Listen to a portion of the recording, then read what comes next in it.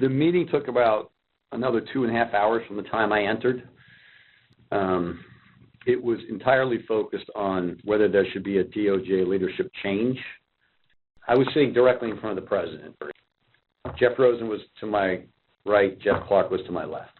He looked at me and he underscored, well, the one thing we know is you're not going to do anything. You don't even agree that the concerns that are being presented are valid. And here's someone who has a different view. So why shouldn't I do that? You know, that's how the discussion then proceeded. Jeff Clark was proposing that Jeff Rosen be replaced by Jeff Clark. And I thought the proposal was asinine. I did not think Jeff Clark remotely was qualified to become Attorney General. What were Clark's purported bases for why it was in the president's interest for him to step in? What would he do? How would things change, according to Mr. Clark in the meeting? He repeatedly said to the president that if he was put in the seat, he would conduct real investigations that would, in his view, uncover widespread fraud.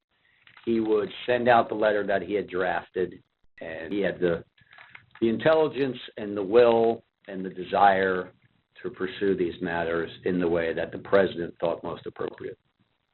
And I thought this was like his lifelong dream to have this opportunity. And he was making a pitch, and every time he'd get clobbered over the head, he would say, like a call to order, the president's your decision. You get the chance to make this decision. And, you've heard everybody and you can make your determination. And then we jump back in and, really clobber him. As was raised with the president, and as he ultimately agreed, the letter would not have, nobody would have cared what Jeff Clark signed his name to, right? Because the story would have been, that the president had gone through two attorneys general in 2 weeks until he found the environmental guy to say what he wanted to say.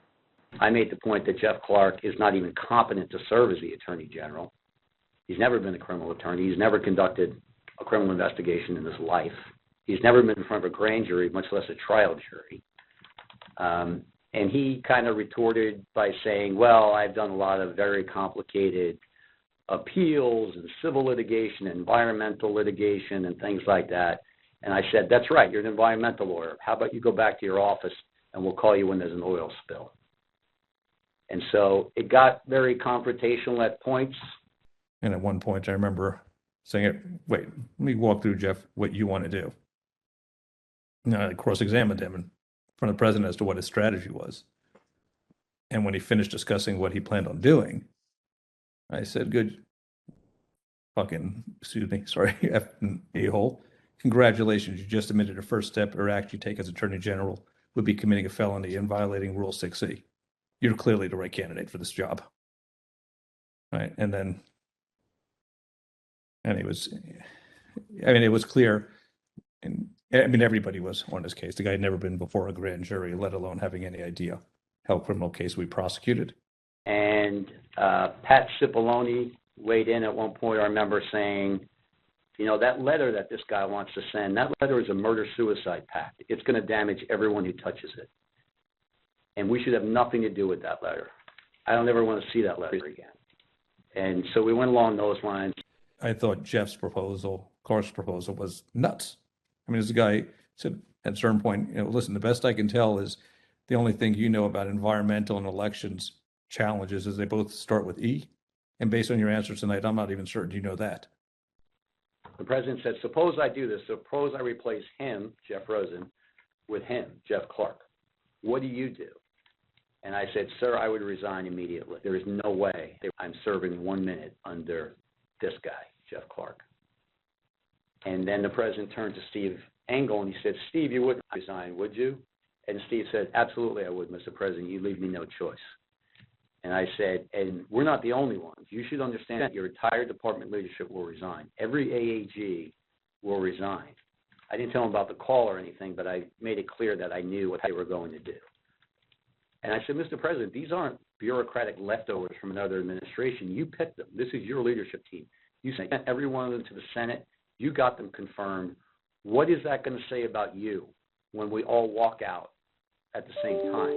And I don't even know what that's going to do to the U.S. attorney community. You could have mass resignations amongst your U.S. attorneys, and then it will trickle down from there. You could have resignations across the department.